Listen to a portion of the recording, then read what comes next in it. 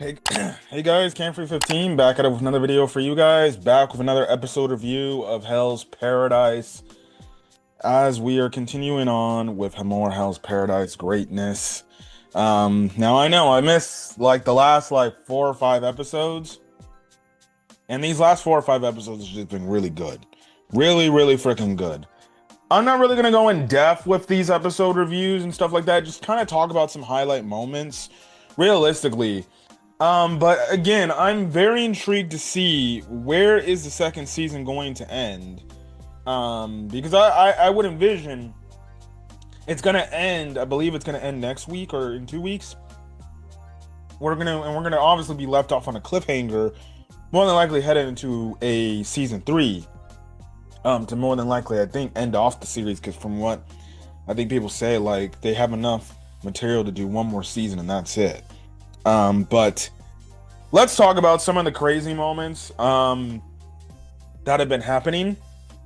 So, we had it obviously where we last left off in my reviews. Was the Gabimaru and Yuzuriha fight versus that Tenzin member, right? Now, what they do end up telling is Sagiri and Mei, they end up leaving, right? So they end up leaving to go try to find the elixir, right? And also meet up with the Rien, right? Because that's what Mei wants to do. She wants to see and she wants to speak with Rien, to see like, hey, why are you doing all this and things like that, and what's the point? So, things like that. But yes, so essentially what happens is that's what they're doing now. Yuzuriha and Gabimaru are fighting the Tenzin member, and the Tenzin member is definitely getting the upper hand on them. But at the same time, they're also doing a damn good job at damaging the Tenzin. But then obviously we know the Tenzin member goes into their evolved state, and completely just wrecks shop. And we kind of got left off on that cliffhanger to where Gabimaru clearly got impaled pretty badly, and it looks like he's on the brink of death. And obviously, if you watch this past episode, or the newest episode that released, his basically name card, it's starting to turn to ash, basically signifying that he's getting close to death. So there's that, and that's not good. It also doesn't help because Yuzuriha is also kind of she took a pretty bad hit too, because at one point they were trying to retreat, but this dude was crazy. Also too, that Tenzin member's evolved state was absolutely insane. It looked absolutely insane. I was shocked. I'm like, dude, this looks badass. But they were absolutely defeated. Like, plain and simple. I don't know how they're gonna get out of their situation, right? So then we get over to the Jufa and Taufa stuff, which was crazy, right?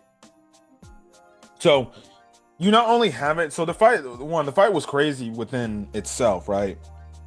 But then you kind of get the backstory of like why these Tenzin members end up changing over time, and things like that, right?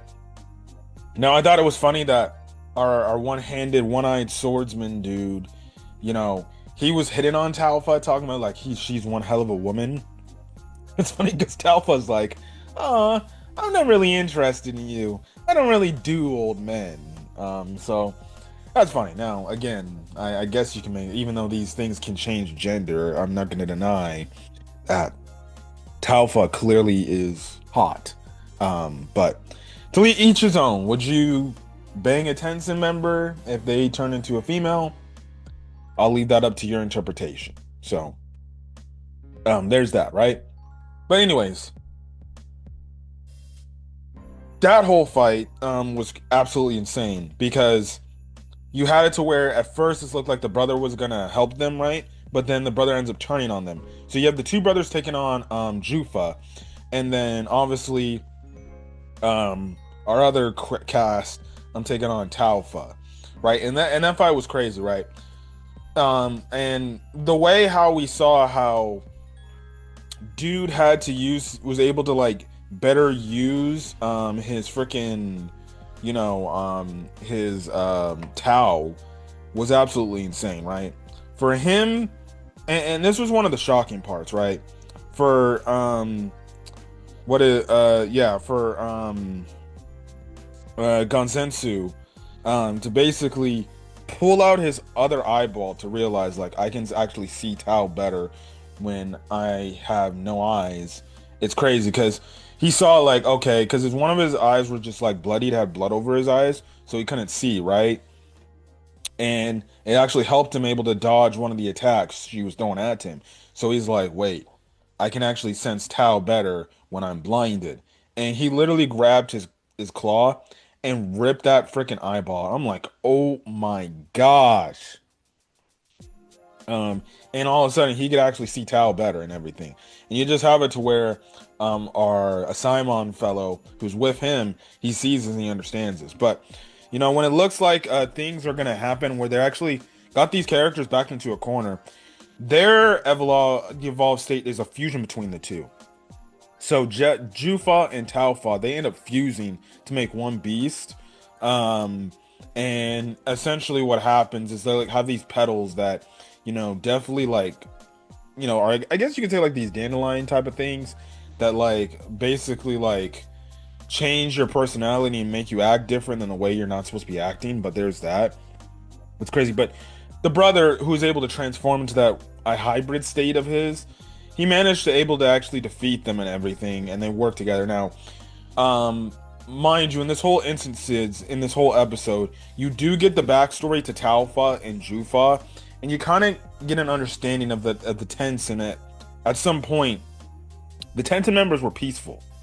They were peaceful. They were looking to just find this cure any way they could, but they were doing it in peace. Like they had obviously the community on the island and everything, and it was all in peace.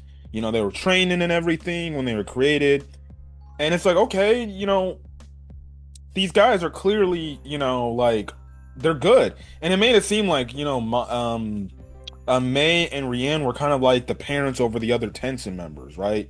Like they were the mom and the father, right? Because you had it to where it was explained like Jufa and Taufa, they trained actually with Mei, and Mei taught them some things. So it makes it really feel so. On one instances, it's clear Mei and Rian, they're kind of like the parents to the other Tenshin members, and everything. And it's like once Mei was kicked to the curb and never seen again, it's like that's when things started to change, right? Amongst the Tenshin members, and things actually started to get worse. And then Rian had this obsession with trying to get the elixir or create the elixir to be immortal and everything. And they also realized too in this backstory when humans were a good source of Tao, that's when everything changed, because you had to where Jufa and Taufa, they were very close siblings in a way. Well, I guess you wouldn't say close siblings. I guess you can say like they were friends. They played off like they were friends, right?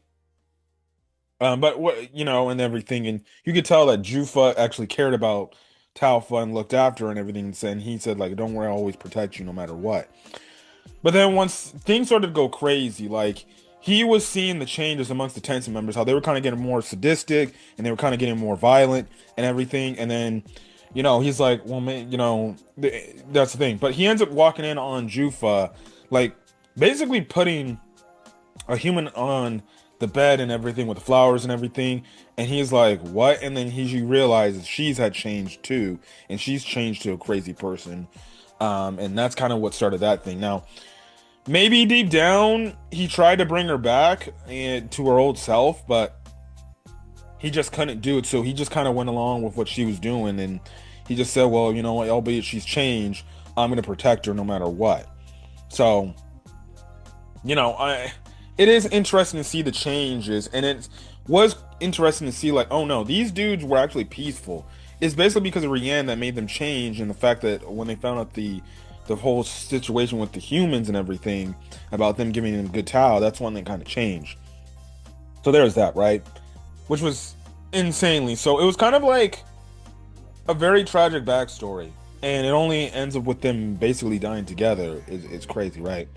Now Sagiri and Mei, they end up going and running into another Tenshin member who basically is like, look, I ain't gonna do anything unless you provoke me. So this guy's chill.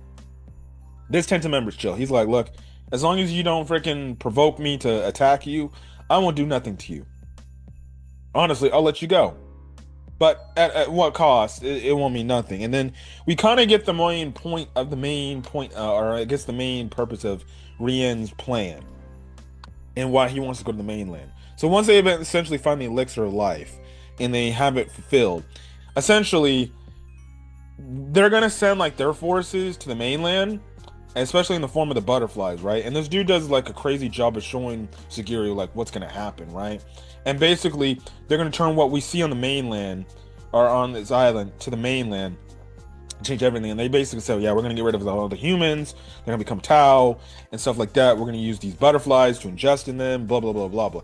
Basically that's it. Basically turn the mainland into a full-fledged island of this, right?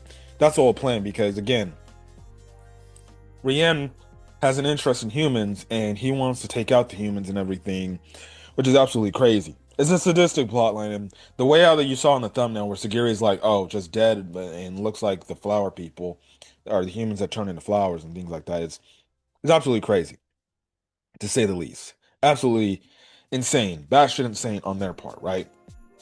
So you have that moment and everything, and Sagiri's like, but why? And they're like, well, that's just the will of what we need to do. So there's that, right? And she's kind of stuck. And in the meantime, basically, the dude has also got like these talismans, essentially, right? That has all the allies, right? And basically specified. And now it looked like Shion was on the verge of death. And we find out they were going, Shion and, I forgot her name. I think it started with an N. And hold on. Nugarai, are taking on Zhu Jin, one of the other Tensei members, and we find out that like they've been at it for a while, and Shion's actually killed like 215 copies of this thing. So Zhu Jin has been regenerating, and they're going up against the person that killed the one dude, which is Shion's trainee, right? His student. And it leads into this week's episode to where basically Shion's on the brink of death, right? He's on the brink of death, and he's willing to sacrifice it all to avenge his student that obviously Zhu Jin killed. And you also have it to where Zhu Jin has process in terms of regenerating has gotten slower, so now it looks like a decrepit old tree, right? But essentially what happens is Zhu Jin tries to get the upper hand on Shion as best as he can, but Shion keeps coming back. And even though Junon's like, why do you keep doing this? Like, you're gonna die. And obviously Shion's thinking of his student is like, I'm here for revenge. I'm here to avenge my student that you killed and everything, right? So it gets to a point where it looks like he actually did finish Zhu Jin off, but Zhu Jin actually comes back from the water that they're at and is transformed into a female, saying like, this is my other body that I've been using and stuff like that. So Zhu Jin basically transforms into like just this evolved form. So Nugarai and Shion fight, but essentially Shion gets the upper hand on Zhu Jin and basically impales this thing and puts Zhu Jin in this place where it's like, okay, she's regenerating, or the Tensei member is regenerating slowly, but at the same time, it's injecting its weeds into Shion, basically killing him. Now, Nuragai wants to do something about this because she doesn't want to see Shion die. And I've been predicting like, oh, Shion's gonna die. I'm like, oh, this moment Shion's gonna die, right? And basically, Shion is basically like, hey, go out of there, go reunite with the others, go find a way to get off this island. I'll finish this off. They can't regenerate. I'm gonna kill them. So Nuragai's like, but wait. Let me help you, and everything. This is stupid. And he's like, no, you need to go. This is my task and everything. I'm like, okay, so it's your typical trope of dude's gonna sacrifice his life for the others to advance, because that's what the student did, and he remembers like that's what he did for me back in season 1. He sacrificed his life so that I could escape and live on. So this is kind of his way of doing the same thing for Nuragai. But Nuragai ends up leaving and is like feeling guilty about this and everything. And we also do find out like Shion did feel guilty about just leaving his student to die instead of just going back and helping him, right? And that's when Nuragai's like realizes like, I got to do something too, because she flashed back to her flashback and talked about, and it was kind of similar with the fact that she had some regrets too of not being able to help when needed. So essentially what happens is she does go back, and it kind of like the will of Shion's student, who we also kind of know that she had a bond with him too. I think his name's Kazuya or whatever. She goes back, pulls off the weeds off of Shion, pushes him away, hugs all over him to basically gonna do what Sagiri did with Gabimaru, to basically replenish the Tao and everything. And it's funny because Shion's like, "What are you doing? A lady shouldn't be acting like this." And she's like, "Oh, well, now you're back to normal." But we basically find out like the dude is this, the Jujin is basically dead because that's it. So there's that. And then we cut back to where Sagiri's at, and basically Shion's Talaman stops burning, basically signifying like he's still alive. But then that's when we got left up in the cliffhanger, like I mentioned earlier, that Gabimaru is just burning to the point he looks like he's about to die. So more than likely, we're probably gonna be cutting back to the Gabimaru and Yuzuriha fight against this Tensei member to see what the hell is gonna be happening. But so far, so good. I'm shocked that so far we haven't had a death yet. Haven't had one death yet. I thought at least one character would die against a Tensei member, and I was thinking it was gonna be Shion, but he's somehow still alive. So, I guess you'll take it. But I'm gonna be intrigued to see where the next episode goes. And again, apologies for not getting these episode reviews out on a timely basis. I've just been really busy with work and everything. And then obviously, if you guys can tell, I was binge playing Resident Evil 9. So I was trying to get finished with that as well. So anyways, I'm gonna get over, guys. If you guys like the video, leave a like, put in the comment section your thoughts, hit that subscribe button if you want to get more um Hell's Paradise content and things like that. But till then, guys, I will catch you guys later. See you guys in the next video. Peace.